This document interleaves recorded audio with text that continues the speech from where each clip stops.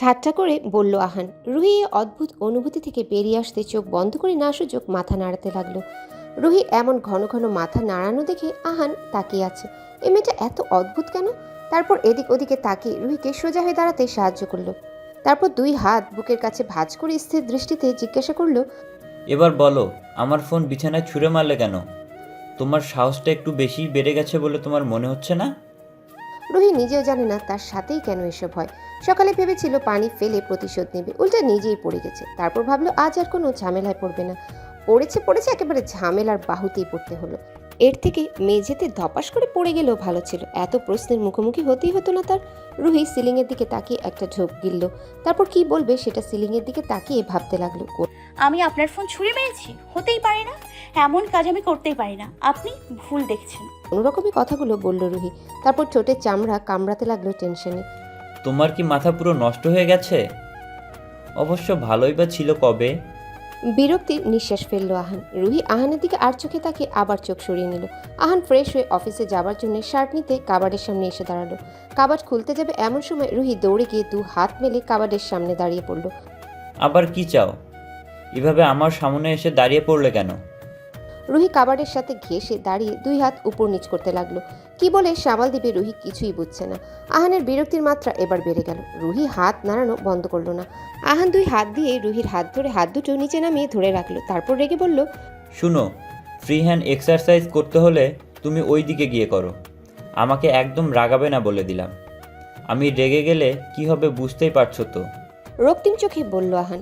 আপনি কথায় কথায় এভাবে রেগে যান কেন? এটা তো স্বাস্থ্যের পক্ষে হানিদায়ক না, মানে ক্ষতিকারক। ভয়ে একটা ঝোঁক গিলে বলল রুহি। আমার স্বাস্থ্য নিয়ে তোমায় ভাবতে হবে না, তুমি জাস্ট সরো এখান থেকে। বলে সরিয়ে দিতে গেল। রুহি সরছে না। বলছিলাম, আমি থাকতে আপনি কেন এসব ছোটখাটো কাজ করবেন? আপনি আমার 7 মাসের জন্য বর। আপনার সেবা করা আমার দায়িত্ব, এটা আমার পূর্ণ হবে। ভয়ে ভয়ে বলল রুহি। আহান থমকে সুরে বলল, জাস্ট শ্যাট আপ। তোমার মনে হচ্ছে না তুমি একটু বাড়াবাড়ি করে ফেলছো? সরো বলছি, নইলে তুলে নিয়ে একদম সুইমিং পুলে ফেলে দিব। এই লোকটার উপর রুহির একদম ভরসা নেই।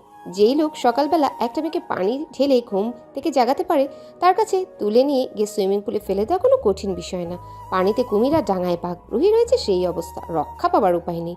রুহি কিছু বলার আগে আহানের ফোন আবার বেজে উঠল।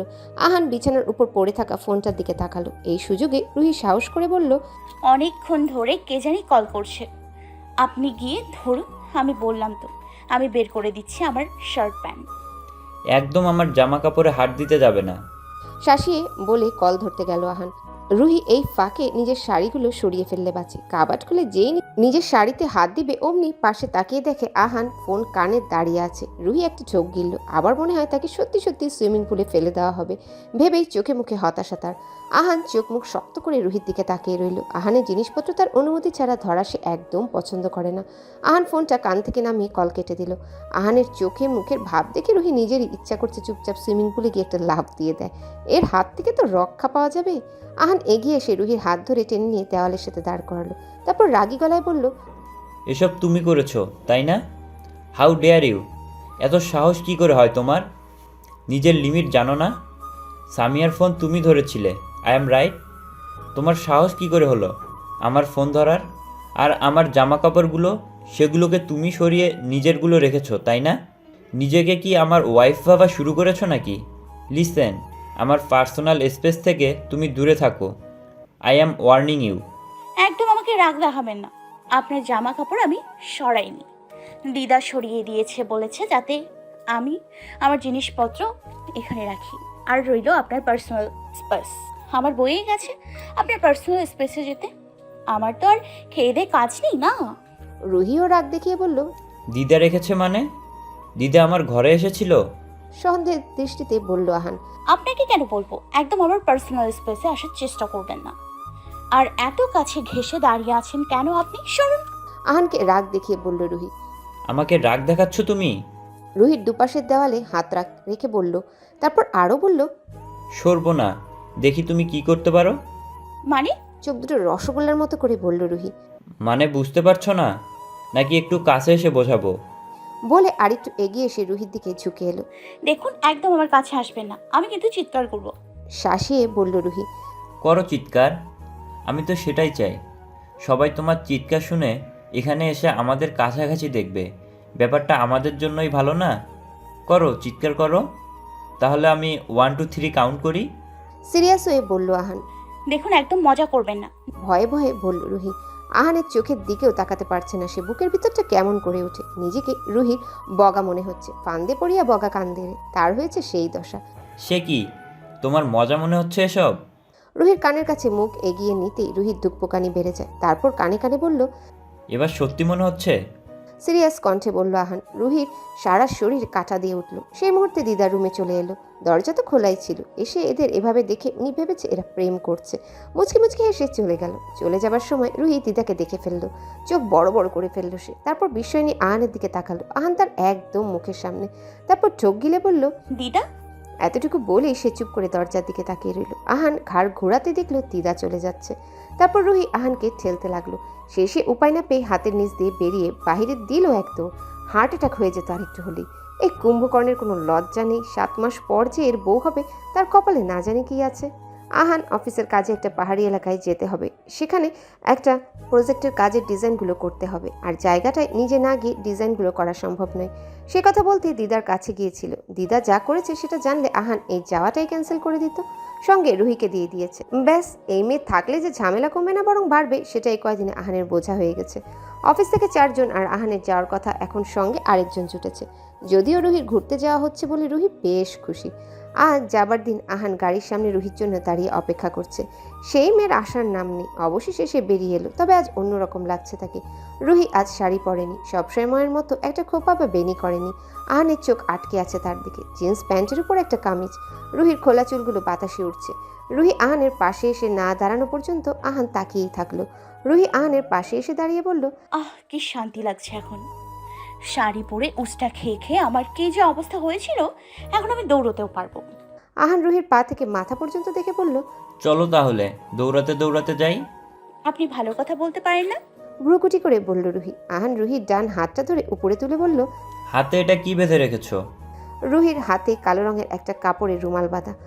এটা রুহির স্টাইল, আপনি বুঝবেন না। ভাব দেখে বলল রুহি। আহান তার ছেলের সঙ্গে হাসলো। তারপর গাড়ির দরজা খুলে বলল, চলো, দেরি হয়ে যাচ্ছে।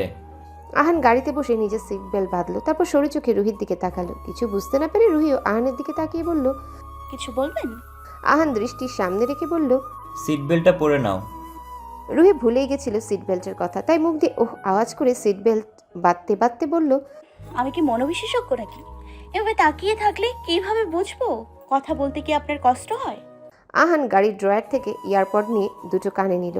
এমের যন্ত্রণায় গাড়িও চালানো যাবে না। রুহি কিছুক্ষণ আর চোখে তাকিয়ে মুখ বাঁকিয়ে বলল, কুম্ভকর্ণ একটা।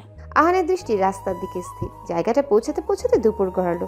অফিসের 4 জন আগেই পৌঁছে গেছে। যে কটেজে তারা থাকবে সেটা বিশাল বড়। যেহেতু পাহাড় আছে আশেপাশে, তাই এদিক সেদিক তাকালেই ট্যুরিস্ট দেখতে পাওয়া যায়। সবচেয়ে উঁচু জায়গার কটেজ এটা। আগে থেকেই বুকিং দেওয়া আছে। রুহি তাড়াহুড়ো করে গাড়ি থেকে নামলো।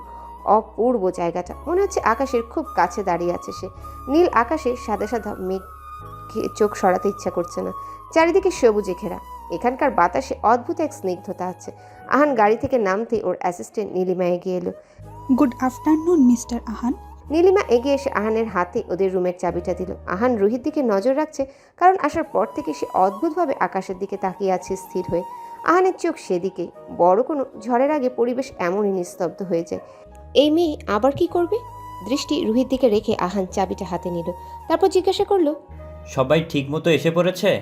জি, সবাই এসে পড়েছে 1/2 ঘন্টা আগে। আপনারা গিয়ে রেস্ট নিন। আর মিস্টার ফাহাদও এসে গেছে। উনি বিকেলে মিট করছেন। মিস্টার ফাহাদের আসাটা দরকার ছিল। যেহেতু সে এই প্রজেক্টে ইনভেস্ট করছে, তার দেখার দরকার আছে। ভালোই হয়েছে। এখন তোমরা সবাই যাও, রেস্ট নাও। বলে চাবি হাতে রুহির দিকে এগিয়ে এলো। এখনও দাঁড়িয়ে আছো কেন? আহানের কণ্ঠে বাম দিকে মাথা ঘোরালো। তারপর বলল, আকাশটা কি সুন্দর দেখুন। আহান পকেটে হাত ভরে আকাশের দিকে তাকালো। তারপর বলল, হয়েছে, এবার চলো। রুহি রুমে এলো। কি সুন্দর কাঠের তৈরি কটেজটা। আর বারান্দাটা থেকে অনেক দূর পর্যন্ত দেখা যায়। আকাশের মেঘগুলোকে যেন সে এক্ষুনি ছুঁতে পারবে। বারান্দা থেকে রুমে এসে রুহির ভ্রু কুঁচকে গেল। এ কি, এখানে একটা বেড, তাও এত ছোট? বলে আহানের দিকে তাকালো। আহান বিছানায় গা হেলিয়ে দিয়ে শুয়ে পড়ল। তারপর বলল, কিছুই করার নেই, এইখানে সব রুমেই এমন বেড, আর এই 2-1টা দিন আমাদের বেডটা শেয়ার করতে হবে। রুহি আশেপাশে তাকিয়ে দেখলো কোনো সোফা জাতীয় কিছুই নেই। দেখে রুহির চোখ কপালে উঠে গেল। এখানে সোফা নেই কেন? বিস্ময় নিয়ে বলল রুহি। আহান বিছানা থেকে উঠে বসে বলল, তোমার কি আমাকে এইখানকার ম্যানেজার মনে হয়? আমি কিভাবে জানবো? মানে কি, এইটুকু জায়গায় দুজনের দূরত্ব বজায় রেখে কিভাবে ঘুমবো? চোখে মুখে এখনও তার বিস্ময় ভাব কাটেনি। দূরত্ব যখন বজায় রাখতে চাও তো এসেছো কেন আমার সাথে? কোনো বাহানা করে থেকে গেলেই পারতে, নাচতে নাচতে তো চলে এসেছো। দিদা বলেছে আমার কি দোষ? আপনি আরেকটা রুম নিলেই তো পারেন। রাগ দেখিয়ে পড়ল রুহি। এই রুমটা কে বুক করেছে জানো? দিদা করেছে। যাও, পারলে গিয়ে নিজের জন্য রুম নাও। যাও, সব সময় তো বড় বড় কথা বলো, যাও গিয়ে করে দেখাও। আহান এতটুকু বলতেই দরজায় নক পড়লো। আহান ঘাড় কাত করে দরজার দিকে তাকালো, তারপর উঠে গিয়ে দরজাটা খুলল। এখানকার একজন স্টাফ ওয়েলকাম জানাতে ফুল, পারফিউম আর কিছু জিনিস নিয়ে রুমে এলো। বেশ আলুর মতন চেহারার একজন লোকটা ভেতরে যাচ্ছিল। আহান তাকে সেখানেই দাঁড় করালো। ওয়েট, কোথায় যাচ্ছ? আর এইগুলো কি নিয়ে এসেছো? ভ্রু একবার উপর নিচ করে বলল আহান। স্যার, এটা তো আমাদের ওয়েলকাম জানানোর পদ্ধতি। বিনয়ী ভঙ্গিতে বলল লোকটা। আচ্ছা, ওয়েলকাম জানানোর পদ্ধতি। ফুল আর পারফিউম ঠিক আছে, এইটা কি? Did I ask for it? বেশ রেগে গিয়ে বলল আহান। স্যার, এই রুমটা তো হানিমুন প্যাকেজে বুক করা হয়েছে, তাই সবাইকে যেভাবে ওয়েলকাম জানানো হয় আপনাদেরও। ভয়ে ভয়ে এতটুকু বলেই লোকটা থেমে যায়। আহান অগ্নির দৃষ্টিতে লোকটার দিকে তাকিয়ে থেকে বলল, জাস্ট গেট আউট। লোকটা চলে যাবার সময় রুহি লোকটাকে থামতে বলল। তারপর এগিয়ে এসে ট্রে থেকে হলুদ গোলাপের গুচ্ছটা হাতে নিল। হলুদ গোলাপ রুহির অনেক পছন্দের, তাই ফুল নিয়ে লোকটাকে চলে যেতে দেখে থামালো। লোকটাও সুযোগ পেয়ে থেমে গেল। আহান ভ্রু কুঁচকে প্রশ্ন করলো, কি করবে তুমি এটা দিয়ে? হলুদ গোলাপ আমার অনেক পছন্দ, কি করব এটা আবার কেমন প্রশ্ন? আহান থেকে দৃষ্টি সরিয়ে ফুলগুলোকে ধরে দেখতে লাগলো রুহি। আহান লোকটাকে চলে যেতে বলবে এমন সময় রুহি একটু এগিয়ে এসে বলল, এখানে এগুলো কি? রুহি এগিয়ে যাবার আগে আহান রুহির হাত ধরে পিছনে নিয়ে এলো। এর মাঝে লোকটা বলে উঠল, ম্যাডাম, এটা হানিমুন প্যাকেজ। আহান প্রচণ্ড বিরক্ত হয়ে বলল, বললাম না তোমার এই হানিমুন প্যাকেজ আমাদের লাগবে না, জাস্ট গেট আউট। বলে লোকটার মুখের সামনে দরজা বন্ধ করে দিল আহান। রুহি আর চোখে আহানের দিকে তাকালো, তারপর প্রশ্ন করলো, আপনি এমন ব্যবহার করলেন কেন? লোকটার সাথে কি সুন্দর ফুল আর ও কি কি নিয়ে এসেছিল।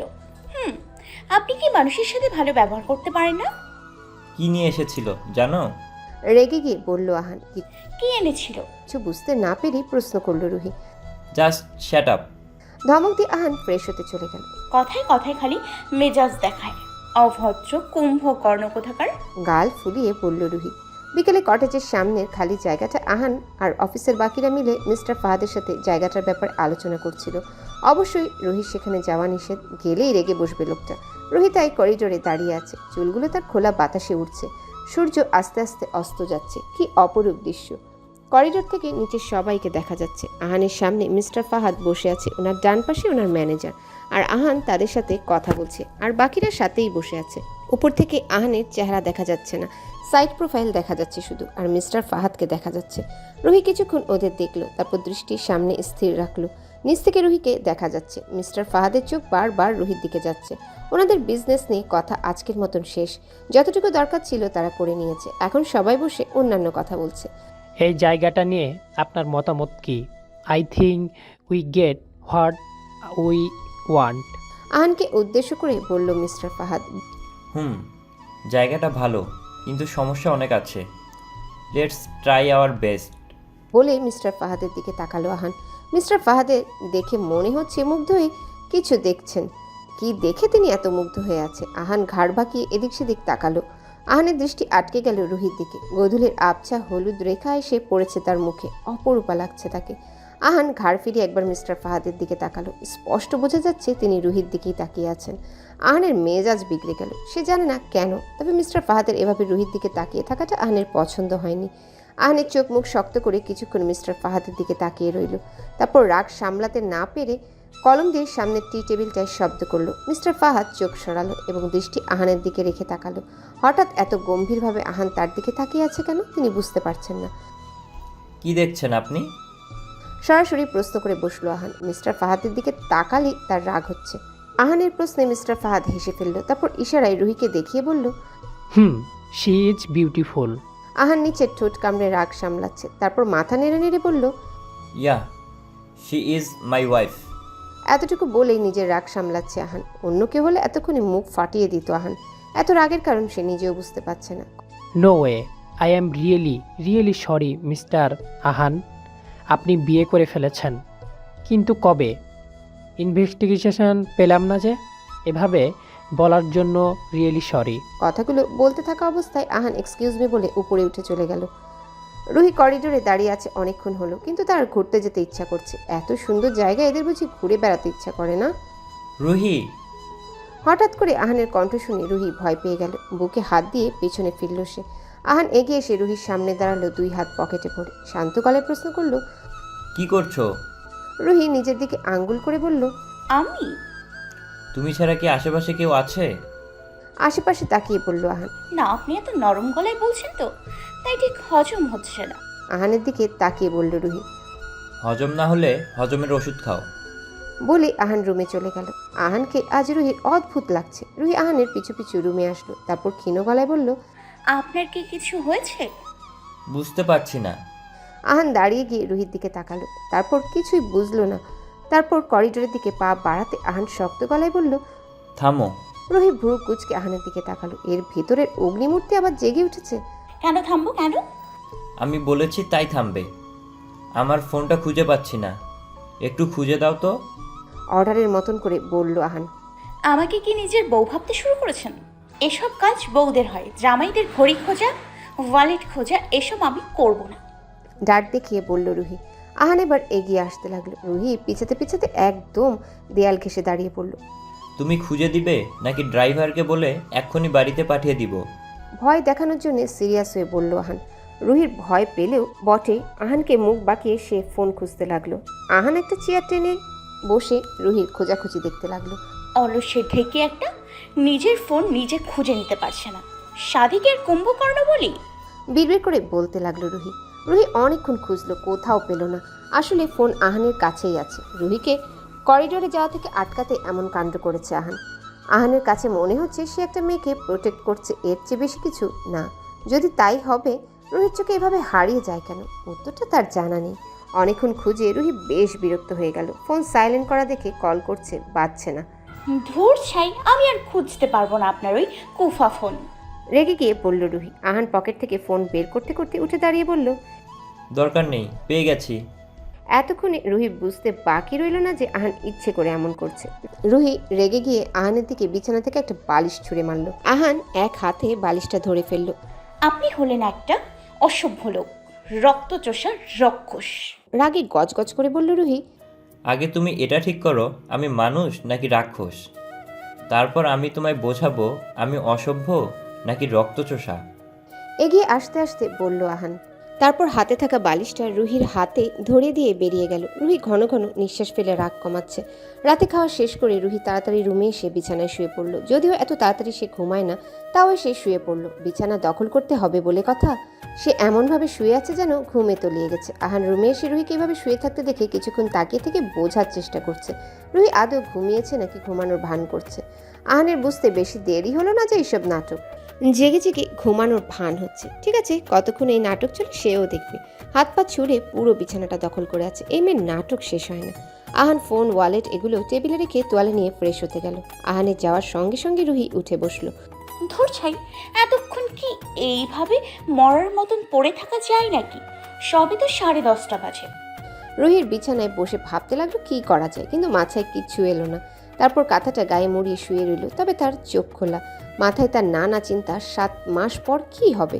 লোকে তাকে কি বলবে যদি নানু জানতে পেরে যায় এসব? নানু তো সহ্য করতে পারবে না। 1 মাস প্রায় শেষ হয়ে এসেছে, আর মাত্র 6 মাস। তাকে কেউ অনেক ভালোবাসবে, এই স্বপ্নটা হয়তো কোনোদিন পূরণই হবে না তার। অবশ্য যার মা যাকে ভালোবাসেনি, তাকে অন্য কেউ যে তাকে ভালোবাসবে সেটা ভাবার সম্পূর্ণ বোকামি, সেটা সে জানে। সে জেনে শুনে তার মায়ের পথটাই বেছে নিয়েছে, কিন্তু তার পরিণতি তার মায়ের মতো হবে না, সেটা সে জানে। সে একই ভুল করবে না।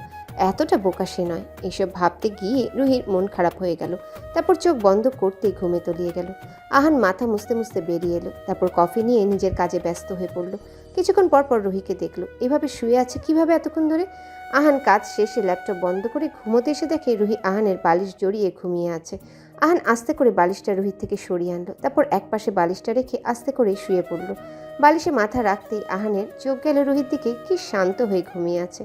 সামনের ছোট ছোট চুলগুলো এলোমেলো হয়ে মুখের সামনে পড়ে আছে। আহান নিজের অজান্তেই হাত বাড়িয়ে মুখের সামনে থেকে চুলগুলো সরিয়ে দিল। তারপর রুহির থেকে চোখ সরিয়ে এনে চোখ বন্ধ করতেই হঠাৎ কারো স্পর্শে চোখ খুলল আহান। চোখ মেলে তাকাতেই দেখল রুহি তার ডান হাতটা জড়িয়ে ধরে ঘুমাচ্ছে। হাতটাকে বালিশ ভেবেছে হয়তো। আহান হাতটা সরিয়ে নিতে চাইল, না হলে আহানকেই সকালে কথা শোনাবে এই মেয়ে। আহান হাত সরিয়ে নিতেই রুহি আবার জড়িয়ে ধরল হাতটা। আহান রুহির দিকে তাকিয়ে একটা দীর্ঘশ্বাস ফেলল। তারপর আর হাতটা সরালো না, কেন জানি সরাতে ইচ্ছেও করছে না তার। সকালে রুহির ঘুম ভাঙার আগে আহানের ঘুম ভেঙে যায়, কিন্তু রুহি হাত ধরে আছে বলে সে উঠতে পারছে না। তারপর শেষে উপায় না পেয়ে আস্তে করে হাতটা সরাতে গেল আহান। তখন রুহি নড়ে চড়ে আস্তে আস্তে চোখ খুলতে লাগলো। আহান হাত সরাতে গিয়ে থমকে গেল। ঘুম ভাঙলে এলাহি কাণ্ড করে ছাড়বে। রুহি চোখ খুলে কিছুক্ষণ আহানের দিকে তাকালো। কিছুক্ষণ চুপ করে তাকিয়ে থেকে নিজের দিকে তাকাতেই রুহি আহানের হাত ছেড়ে দিয়ে লাফিয়ে উঠে বসলো। আহান কাঁধ ধরে হাতটা নাড়াচাড়া করতে লাগলো। ঘুম থেকে উঠে মারাত্মক শক খেয়েছে রুহি। তারপরও প্রচণ্ড রাগ লাগছে রুহি। কি করছেন কি আপনি আমার সাথে? আপনার কত রাগে বাকিটুকু কথা বলতেই পারলো না রুহি। এক্সকিউজ মি, এই প্রশ্নটা আমার তোমাকে করা উচিত। আমার হাতের তো 12টা বাজিয়ে দিয়েছো। হাতটা নাড়াচাড়া করতে করতে বলল আহান। রুহি বড় বড় চোখে আহানের হাতের দিকে তাকিয়ে বলল, আমি করেছি মানে? আমি কি করেছি? আপনি ঘুমের মধ্যে আমার সুযোগ নিয়েছেন, এবার আমাকে দোষ দিচ্ছেন? চোখ লাল করে বলল রুহি। আহান রুহির পা থেকে মাথা পর্যন্ত দেখে বলল, তাই বুঝি? সারা রাত তুমি আমার হাত নিয়ে ঘুমালে, আর এখন বলছো আমি তোমার সুযোগ নিয়েছি? This is ridiculous. বলতে বলতে আহান উঠে ফ্রেশ হতে চলে গেল। রুহি হা করে বসে রইল। তারপর নিজের দিকে তাকালো। কিছু করেছে বলে তো তার মনে হচ্ছে না। নিজের ভুল বুঝতে পেরে রুহি থ মেরে বসে রইল। বিকেলে আহান রাতুল মানে অ্যাসিস্ট্যান্ট ম্যানেজারের সাথে খোলা জায়গাটায় কিছু পেপারস নিয়ে কথা বলছিল। কন্ডিশনগুলো আহান পড়ছিল। এমন সময় বাম দিকে তাকাতেই দেখল রুহি হেঁটে হেঁটে এগিয়ে যাচ্ছে। রাতুল, ওই দিকে খেয়াল রাখো যতক্ষণ না আমি কন্ডিশনগুলো পড়ে শেষ করছি। আহান রাতুলকে বলল। ম্যাডামের দিকে নজর রাখবো স্যার। হাসি মুখে প্রশ্ন করলো রাতুল। আহান পাত্তা উল্টাতে উল্টাতে হ্যাঁ সূচক মাথা নাড়ালো। রাতুল রুহিকে চোখে চোখে রাখতে লাগলো। কিছুক্ষণ পর হঠাৎ রাতুল স্যার স্যার বলে চেঁচিয়ে বলল, ম্যাডামকে দেখতে পাচ্ছি না, জঙ্গলের ভিতর চলে গেছে মনে হলো। আহান ফাইলটা রেখে হুড়মুড়িয়ে দাঁড়িয়ে পড়লো। তারপর বাম দিকে তাকাতেই দেখলো ফাঁকা, কেউ নেই। কোন দিকে যেতে দেখেছো? বিচলিত হয়ে প্রশ্ন করলো আহান। স্যার, বাম দিকে সোজা গিয়ে জঙ্গলের ভিতরে চলে গেল। আঙ্গুল দিয়ে দেখিয়ে বলল রাতুল। আহান ছুটে সেদিকে গেল। বাম দিকে এগিয়ে গেল, চারিদিকে দেখলো কোথাও নেই। জঙ্গলে যাওয়া কি প্রয়োজন পড়লো এই মেয়ের? আহান অস্থির হয়ে উঠল। কোনো কিছু না ভেবেই সে জঙ্গলের ভিতর চলে গেল। চারিদিকে শুধু গাছপালায় ভরা এই জঙ্গলে রুহিকে এবার সে কোথায় খুঁজবে? কিছুক্ষণ পর পর পাখির ডানা ঝাপটানোর আওয়াজ শোনা যাচ্ছে। জঙ্গলের ভিতর সে শব্দ ভয়ানক লাগছে। কিছুক্ষণ পর সন্ধ্যা নামবে, তখন কিভাবে খুঁজবে সে রুহিকে? অজানা ভয়ে অস্থির হয়ে উঠল আহান। রুহি রুহি বলে ডাকতে লাগলো সে। কোনো সাড়া নেই। নিস্তব্ধ জঙ্গল, আশেপাশে থাকলে অবশ্যই সাড়া পাওয়া যেত, কিন্তু কোনো সাড়া নেই। তাহলে কি আরও গভীরে চলে গেছে রুহি? এদিকে রুহি ভয়ে শেষ। প্যাঁচার ডাক, শিয়ালের ডাকে ভয়ে তার আত্মা কেঁপে উঠছে। কোন দিক দিয়ে এসেছিল তার মনে নেই। তার মনে হচ্ছে সে হারিয়ে গেছে। এবার কি চিলশগুনের খাবার হতে হবে ভেবেই চোখে পানি চলে এসেছে। সন্ধ্যা হয়ে এলো। চারিদিক অন্ধকারের মাঝে শুধু আকাশের দিকে তাকাতেই চাঁদের আলো দেখা যাচ্ছে। চাঁদের ঝাপসা আলোয় চারিদিকটা আরও ভয়ে ভরিয়ে দিয়েছে। রুহি ভয়টা আস্তে আস্তে কমিয়ে আনার চেষ্টা করছে। মনোবল সে এখনও হারায়নি। গলা শুকিয়ে গেছে তার। হঠাৎ দূর থেকে একটা আলো দেখতে পেল সে। রুহি উঠে দাঁড়ালো। ভয়ে ভয়ে সেই আলোর দিকে এগিয়ে যেতে লাগলো। একটু কাছে যেতে আহানের অবয়ব দেখতে পেল সে। এইবার নিজেকে সুরক্ষিত মনে হচ্ছে তার। আহানকে দেখে রুহির চেহারা এক ঝিলিক হাসি ফুটে উঠল। রুহি ছুটে গিয়ে আহানকে জড়িয়ে ধরলো পেছন থেকে। আহান ফোনে টর্চ দিয়ে পাগলের মতো খুঁজছিল রুহিকে। হঠাৎ পিছন থেকে কেউ তাকে শক্ত করে জড়িয়ে ধরায় আহান থমকে দাঁড়িয়ে গেল। আহানের বুঝতে দেরি হলো না এটা রুহি। আহান মাথা নিচু করে একটা প্রশান্তির নিঃশ্বাস ফেলল। তারপর রুহির জড়িয়ে রাখা মুষ্টিবদ্ধ হাতের উপর হাত রাখলো। রুহি হাঁপাতে হাঁপাতে বলল, আপনি কি আমার কুম্ভকর্ণ? আহান এই সিচুয়েশনে দাঁড়িয়ে নিঃশব্দে হেসে ফেলল রুহির কথা শুনে। তারপর নিচের ঠোঁট ভিজিয়ে নিয়ে রুহির দিকে ফিরে বলল, তুমি ঠিক আছো? বলে রুহির দিকে টর্চ মারতেই চোখ খিচে বন্ধ করে ফেললো। আহান আরেক হাত দিয়ে রুহির মুখটা ভালো করে দেখতে লাগলো। কিছু কামড়ায়নি তো? রুহি হাত দিয়ে টর্চ মুখের সামনে থেকে সরিয়ে বলল। আরে আলো চোখে লাগছে তো। আহান রুহিকে দেখে অবাক হচ্ছে। মেয়েটা এত সাহসী দেখে মনে হচ্ছে মেলায় হারিয়ে গিয়েছিল। আহান তো ভেবেছিল কেঁদে কেটে হয়তো বন্যা করে দিয়েছে। চোখের কোণে জল ছলছল করছে ঠিকই, কিন্তু তেমন কান্না করেনি রুহি। তোমার ভয় করেনি? আশেপাশে তাকিয়ে বলল আহান। আহান রুহির হাত শক্ত করে ধরে আছে। হ্যাঁ করেছিল। প্যাঁচার ডাকে বাতাসে পাতা নড়ার শব্দে পড়ে ভাবলাম ভয় পেয়ে করবোটা কি? যা কপালে আছে তা তো হবেই। নিজেকে না বিয়ার গ্রিলস মনে হচ্ছিল, খালি কোনো ক্যামেরাম্যান ছিল না সাথে। স্বাভাবিকভাবেই বলল রুহি। আহানের বিস্ময়ের সীমা রইল না। তারপর আহান একটা ভ্রু তুলে প্রশ্ন করল। হ্যালো বন্ধুরা, পরবর্তী পার্ট খুব তাড়াতাড়ি আসবে, তো সবাই অপেক্ষায় থাকো। আর চ্যানেলটি যারা এখনো সাবস্ক্রাইব করোনি তারা পরবর্তী পার্ট দেখার জন্য চ্যানেলটি সাবস্ক্রাইব করে রেখো। ধন্যবাদ সবাইকে, আমাদের সাথেই থেকো।